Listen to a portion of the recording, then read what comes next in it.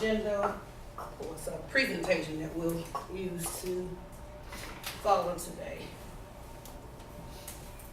So let me get that pulled up.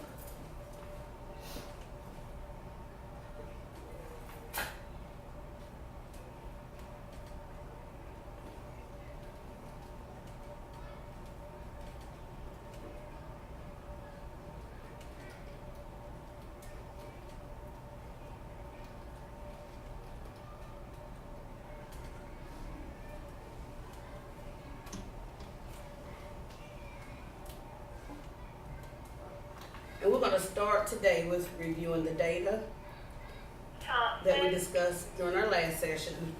And then we'll end with discussing some interventions for our fourth grade group that we're going to be targeting.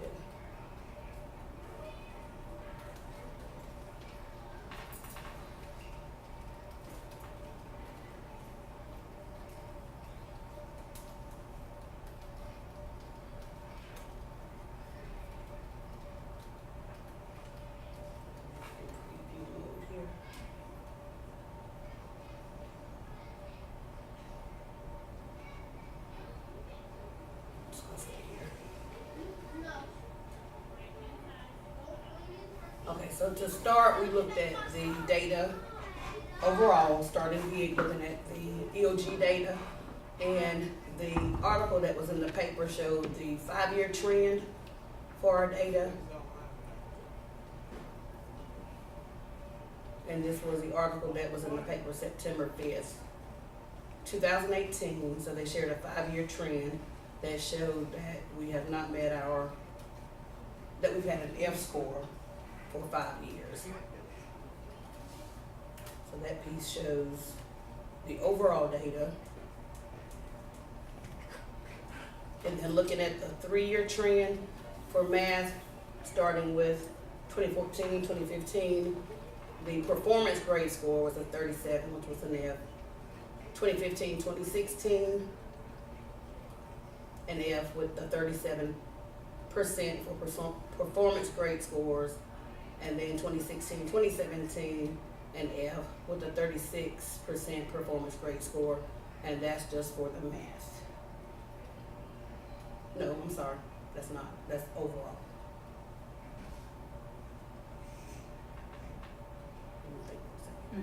I did some with overall. I think the overall was the paper from the newspaper article, and I do believe this is just math.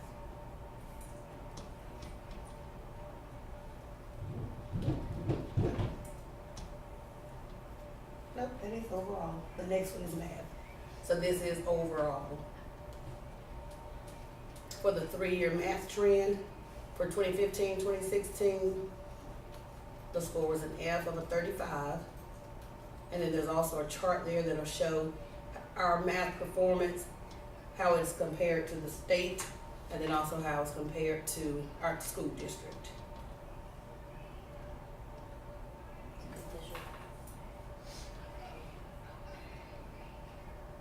And if you have any comments or anything you want to add throughout, feel free to jump in. It's a good visual. I like how you compared the 3. Thank you. For the 2016-27 trend, the score was an F, and the percentage was 33.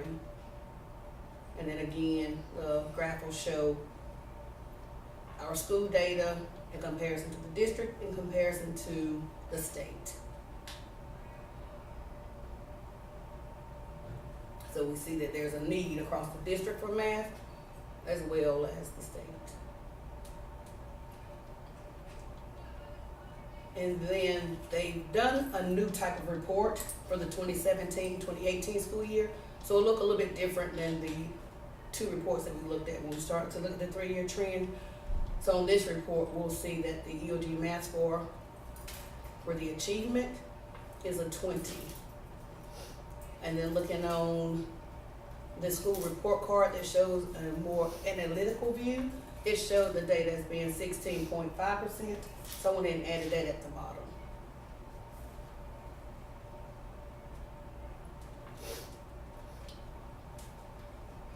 As we looked at the data from the NC check-ins, TE21, and our benchmarks, we decided we want to target the fourth grade group, and then looking at what we've implemented and even thinking about what we're doing for phonics. When we're looking at the teachers doing OG for phonics, it's an explicit program, it's an explicit plan.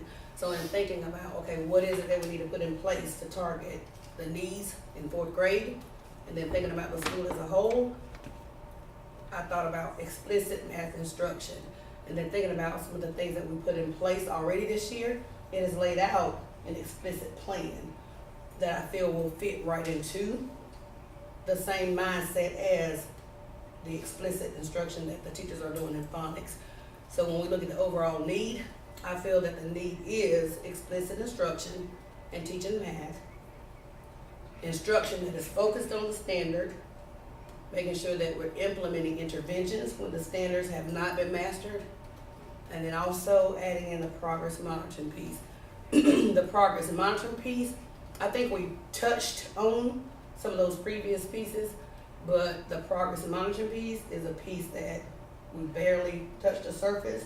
So that's something I really want to try to focus on with fourth grade, and making sure that we've got the progress monitoring piece added in so that they can monitor their instructions, see if that's working, or to see if they need to change the intervention.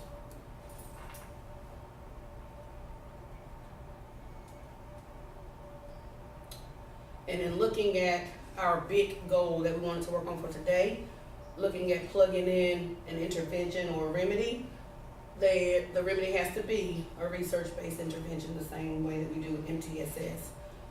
So the things that we, in doing some research and looking at interventions prior to the meeting today, the number talk that we've implemented, that's research-based. Math talk through the problem of the day or journal writing, that's research-based. And I have a different document that has a lot of different links where I found that these are research-based proven interventions that if they're implemented consistently and with fidelity, then I think that it would make a change in what we see as far as our data. Guided math, teaching through small groups, that's research-based. And then the systematic explicit instruction, the way that we see that I thought about through phonics, I found some documents and other research that speaks to how the explicit instruction is beneficial in math as well.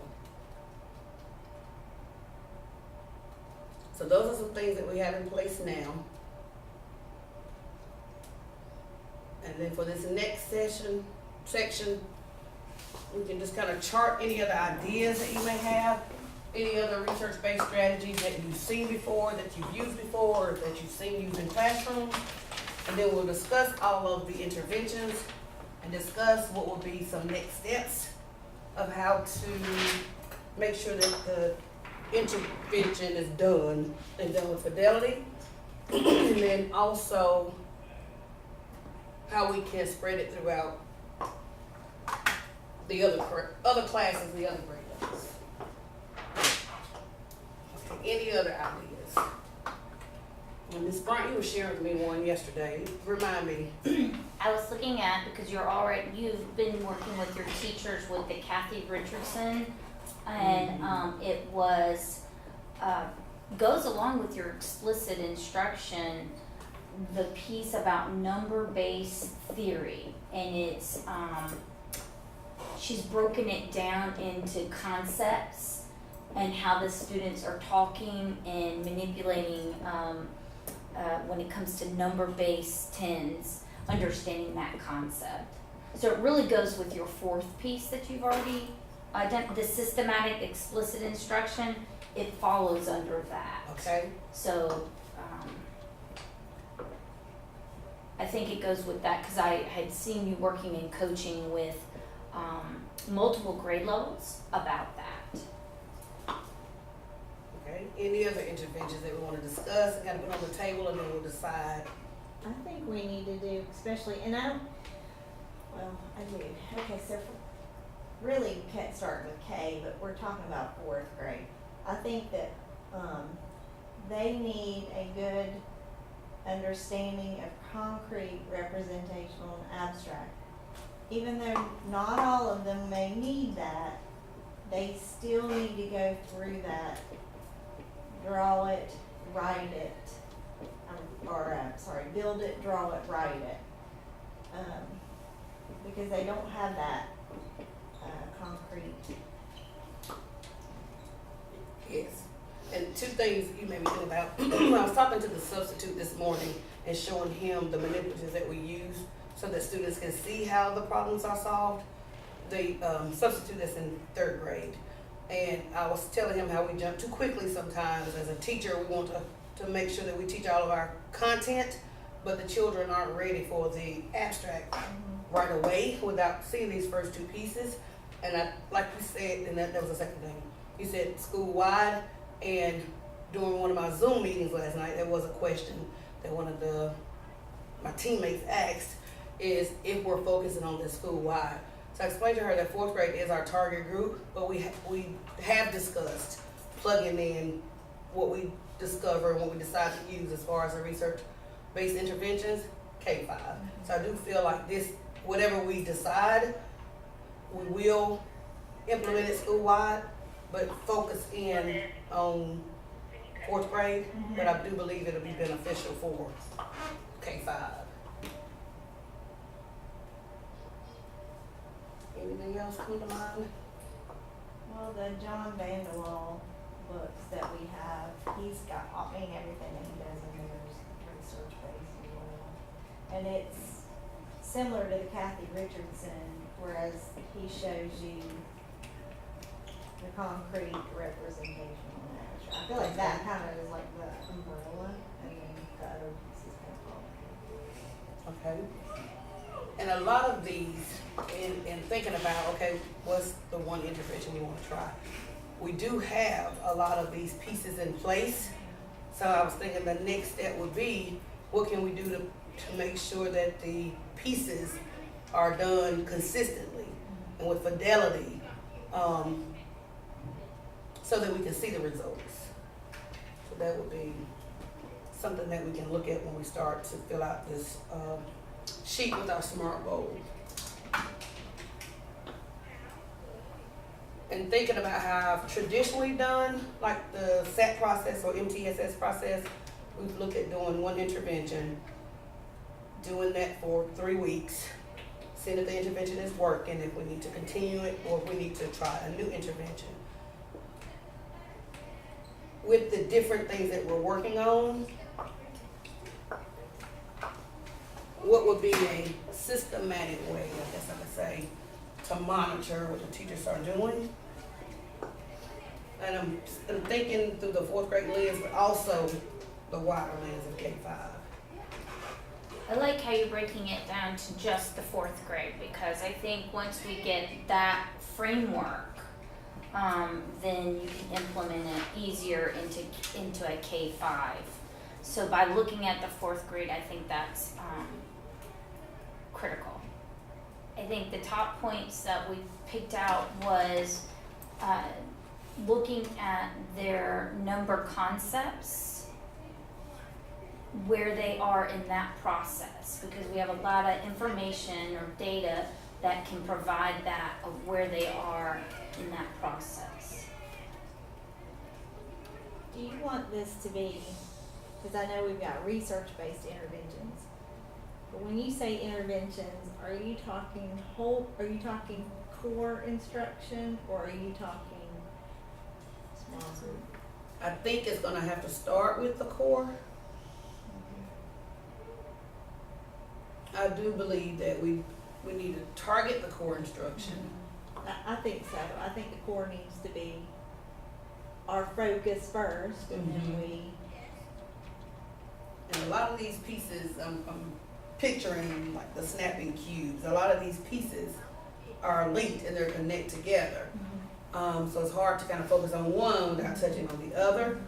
Although we're focusing on the core instruction, what the 4th grade teacher is going to be doing in her small groups, it's still going to be guided math. It's still going to be a research-based intervention. But I guess to help us to narrow our lens, then maybe we could target the core instruction first. I think you've done a lot of that with number talk and math talk. So when we're doing that, making sure, see, concrete representation can be addressed in number talk and math talk. How are we doing that at that point? And that addresses the core. So for example, you've already implemented some things like the vocabulary that they're using and what representation must the students use to help explain their answers.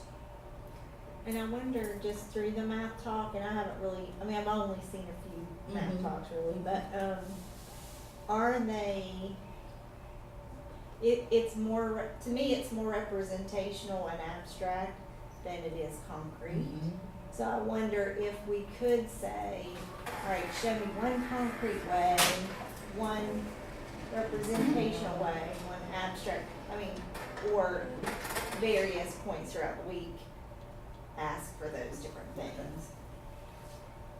I think that's absolutely, and put it in, it's not a script, but have a consistent method in how you go about talking your number talk and your math talk with that.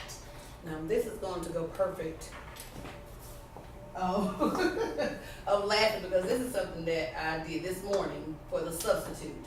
And I did it so I don't have to keep typing it, and I don't have to keep saying it, but it fits perfectly into what we're talking about.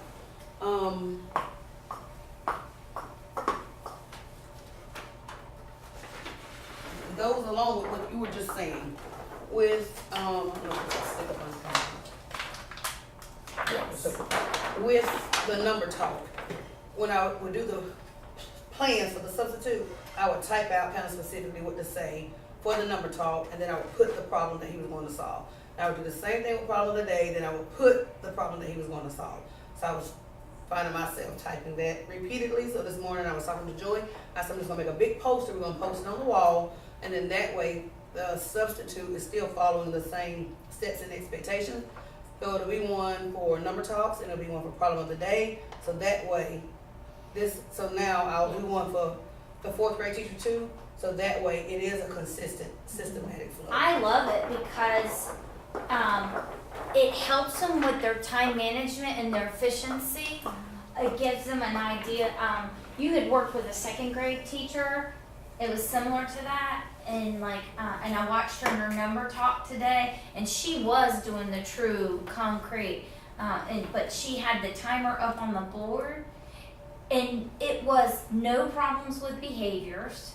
The children were engaged, so that number talk has just from the beginning of the year to now has grown so much, and she's starting to see it in their journals too. So if we do our core instruction in a systematic way, like you're suggesting there, I think it'll beef it up. I like that. So what I'm thinking and kind of wondering now, this is a SMART goal kind of worksheet that we can fill out to target the different areas. So we could put, I'm thinking, y'all let me know if this is on track, that we could list one goal, number talks. Yes. Another goal, yes. problem of the day. You know Another why? goal, private math. You know why? Like Because too you're much? building from that. That's the next step. Okay. Because you started with nothing of that, and now we're doing it. So we're seeing it consistently in their plans and in their lessons. So you're seeing that being done. Now you're saying, okay, I want to take it to the next step. How can I build the core instruction with these pieces that they've already implemented? Yes, I think that's a great idea. Number talk. I'm just throwing this out there, maybe too much, but what if we looked at the number talk kind of, and the problem of the day kind of like OG? You know, we don't do the same, you know, we do a visual drill, auditory drill, kinesthetic drill, and then we do the red words and the green words. Can we chunk certain things Give per me an day. example. So for example, let's say, on Monday, you do, your number talk, and, you do it only with kinesthetically, with concrete manipulatives. Or your auditory might be, a mental problem. I don't know, I'm just thinking out. My only fear with that We would have to give them is, a like, we script. started with, the script might be the next piece, K5.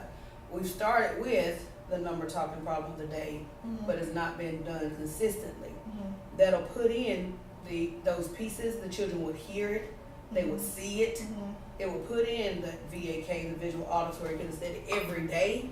So if the teachers did that every day consistently, then they would get all of those pieces. Right.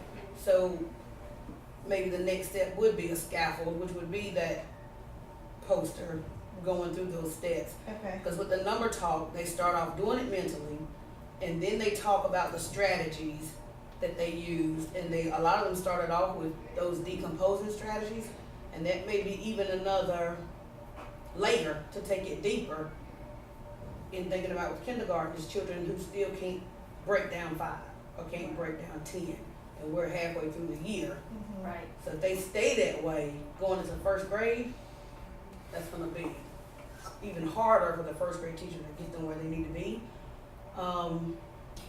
Exactly, because the ones who are, you don't want them to keep doing the same number talk for those who've gotten to 10 already and move them on.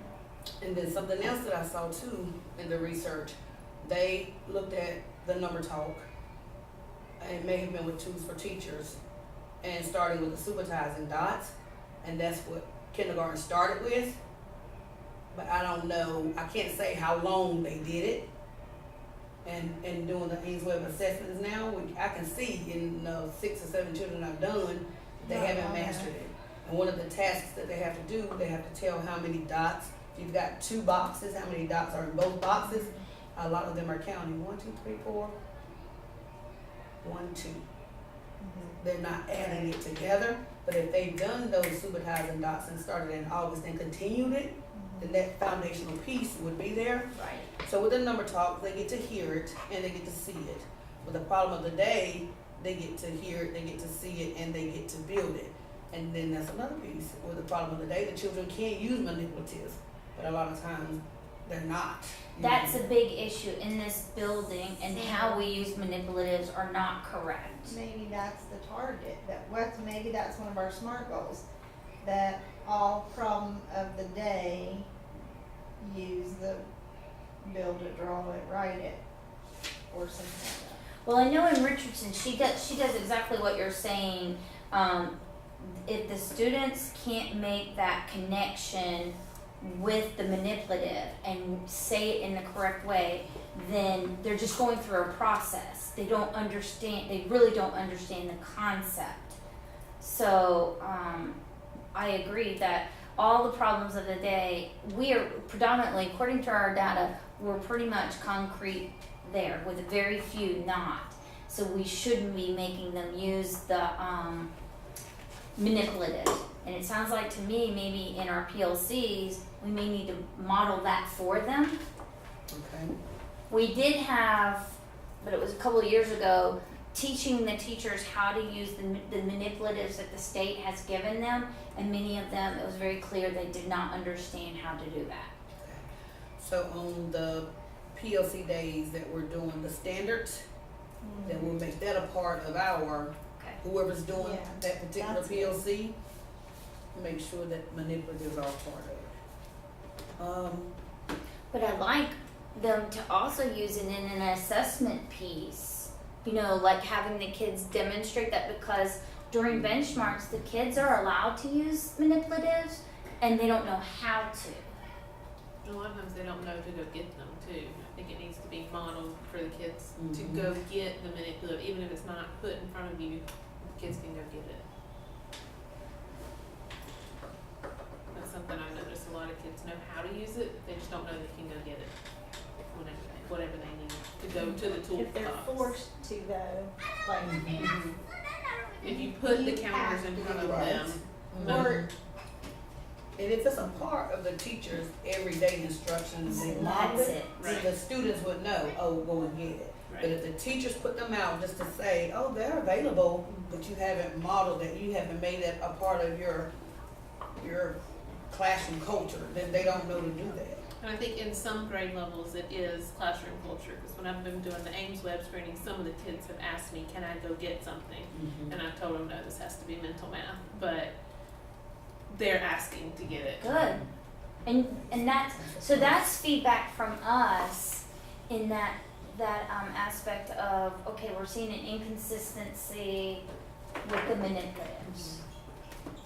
We've talked about two areas. We talked about there's an inconsistency of where the kids are understanding concretely and, understanding concrete representation and abstract in math solving, and then also with the teachers and use of manipulatives. Okay, so we got a lot on the table.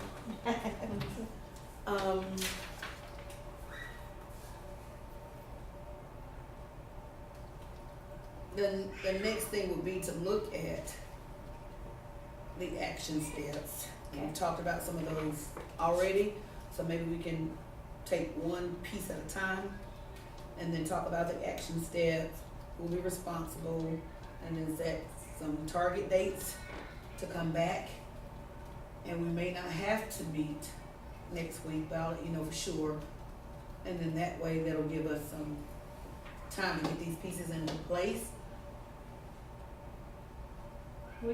what did you write down for the 2 SMART goals? I just wanna make sure I got it. I have a lot here, so I have like two, Well, what do everything you that we think? talked about. What do you think? Core instruction, number talk, problem of the day, with manipulatives, and guided math.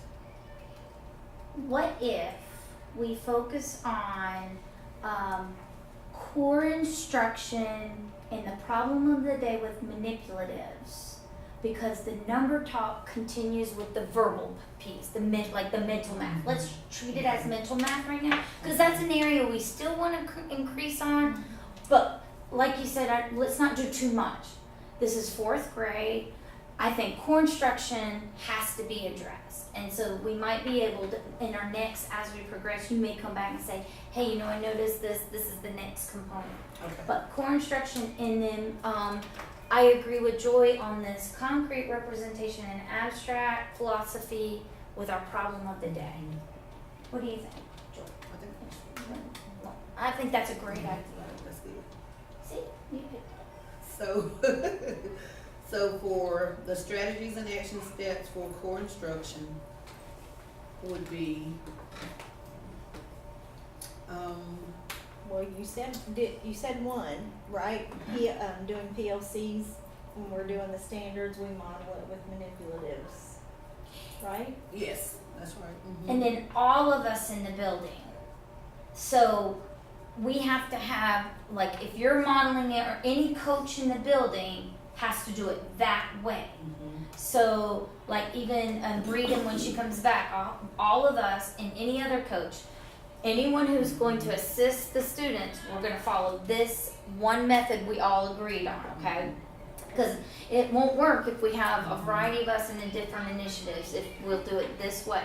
Okay, I'm just gonna keep going straight across. So who is responsible to be for the leadership team? Whoever's leading that particular PLC.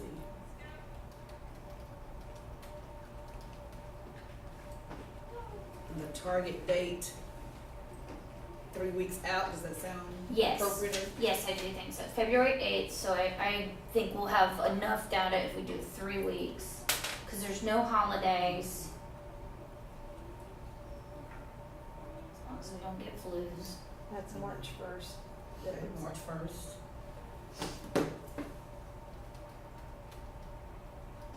Evidence of effectiveness. Why don't we just use what you've already implemented? The rubric. Okay.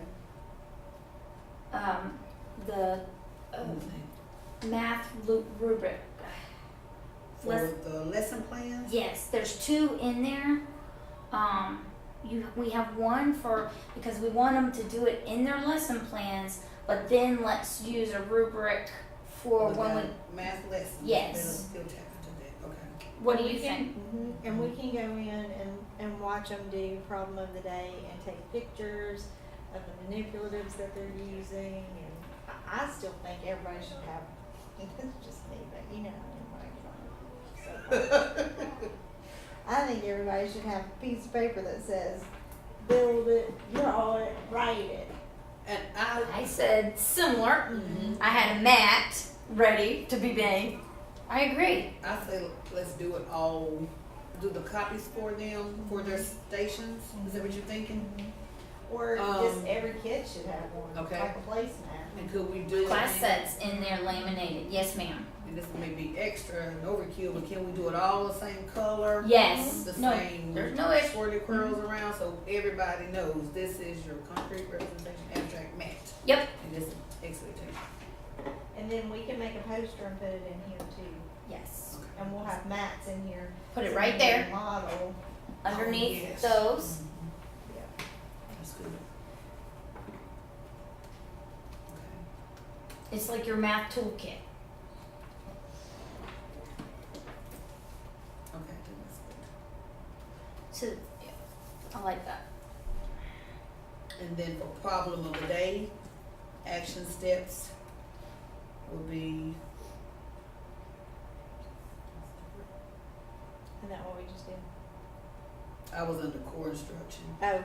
but they both may I think lead in very one to the similar. other. Our evidence may be different. I think the strategies and action steps are PLCs, definitely. And then I would recommend maybe not next week, but in 2 weeks have a Wednesday afternoon check-in. If anyone needs a check-in, like providing a professional PD session, 30-minute session on specifically the mat and the use of manipulatives. Okay. I mean, or you could do next week if you want, but I was thinking kind of, you've rolled it out, you do it in a PLC, but then you give them time to practice it, and then, usually after some time there's some questions. And yes, you 2 are available, but if you had a Wednesday and said this Wednesday afternoon, or it could be Tuesday or Thursday, I'm going to provide a specific PD regarding our concrete representational abstract and the use of manipulatives. Okay, that's good. Under strategies and action steps beside the problem of the day, I'm listing PLCs. So we'll do a refresher, training or expectation on problem of the day. We'll print posters, so the visuals are in the classroom, so they'll see that.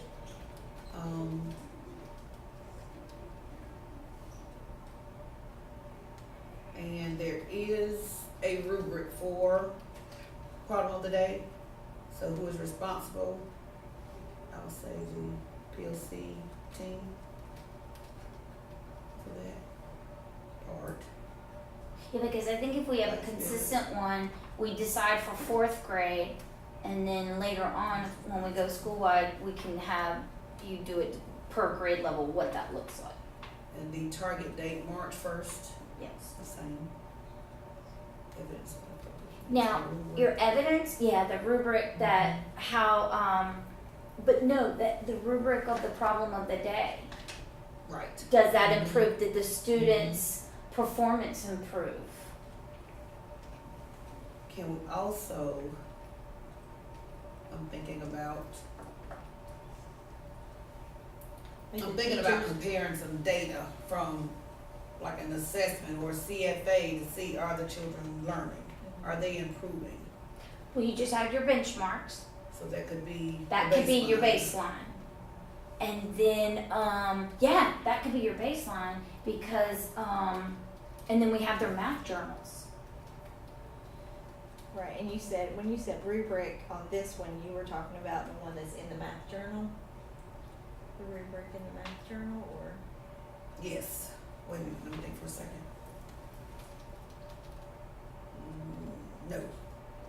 I'm talking about the rubric where we go in and do a class visit Okay. and see if the teacher is implementing problem of the day Okay, correctly. okay. And I need to double check. I think there's one. So, okay, I misinterpreted, that's my fault. Because I was going on evidence of effectiveness with student growth as opposed to teacher growth. So if evidence would be using the rubric from, the lesson planning would be for that would be for teacher growth. But I think it could be both. I think you have both that information there, so that would be very valuable to the teachers to say, okay, when we review the rubrics on the lesson planning, but then when you pull up and say, let's look at their rubrics and how they've done with math journals. And if it improved, you can say, look, you've improved and the data supports student learning from that improvement. So yes, I agree. That's 2 pieces of evidence.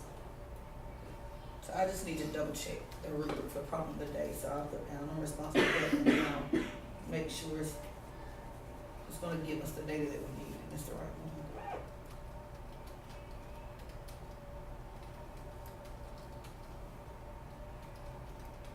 And then do we want to set a goal as far as a percentage that we expect to see? I'll put this 95% of our teachers proficient in both of these SMART goal areas. And I just said 95%. I'm gonna do Let's start with 80%. How about that? that. Okay. Because if you think of all, that's what we would like with mastery of it, and then that can determine who may need some extra specified target.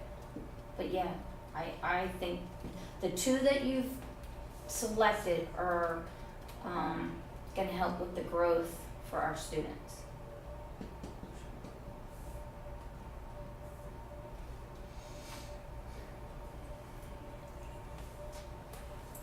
Okay, now I'm looking at the chart that's already on the wall as far as the SMART goal to make sure we've touched on all of these pieces. We have a specific goal, it's measurable, Mhm. there's an action plan, it's realistic, we Absolutely. have a time limit. Yeah, you put 3 weeks. Anything else? Didn't think about it, need to add. And I did add February 15th for our next date. Check-in. Maybe Yeah. yes, and it may not have to be a full hour, but just a check-in. Well, I think that's good because if we're having a problem and it's not going where we want, we could tweak it. Just like in MTSS, if that intervention is not working, let's not just go through 3 weeks of something. If we need to, because we may think of something we needed to fix at that point. So I think that was a good idea to have that February 15th there. Okay. It's a good check-in. How are we going? Does it look good? What do you think? I think that's all. Any other questions or comments or things we didn't think about? A good, solid plan. Oh, definitely. I think this is, it's definitely realistic and urgency for us. And I can see this, if it's successful with our 4th grade, how it can be quickly put in with a school-wide initiative. Okay. So you'll be planning it at our next staff meeting. Sorry. All right, thank you. Hey, great job, Cassandra. Thank you.